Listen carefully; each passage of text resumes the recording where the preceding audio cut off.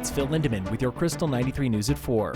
Speeders tend to cool off in Breckenridge come wintertime. You are nearly 3 times more likely to get a traffic ticket in July than December. That comes from the 2024 Breck PD recap. Some other highlights: Breck PD clears more cases than the national average despite high turnover.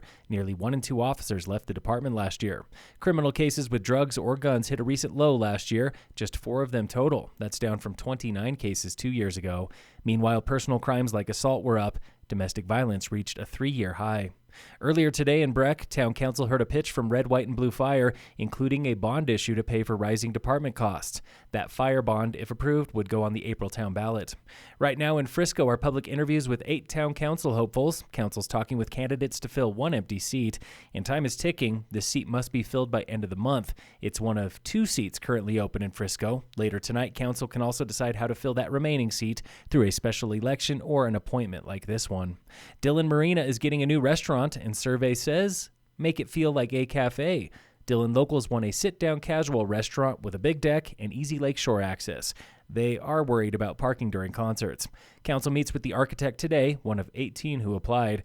Next up, they hammer out details and then they design the thing. Construction there is at least a year away.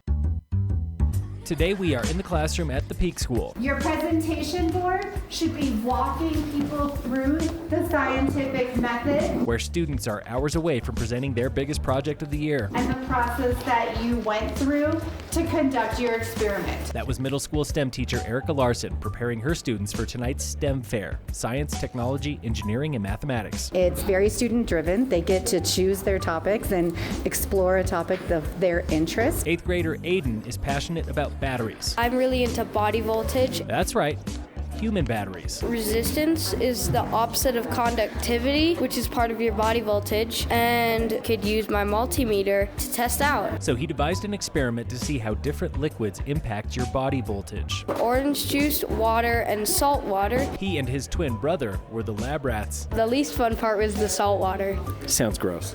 Yeah, it was. But even chugging salt water was totally worth it. I've come out of this project learning a lot more about how our bodies work inside.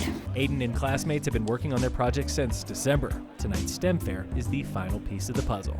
Thanks again for going in the classroom. Proudly presented by Heavenly Times Hot Tubs and Billiards and Boost Oxygen for peak learning. Phil Lindemann, Krystal 93 News.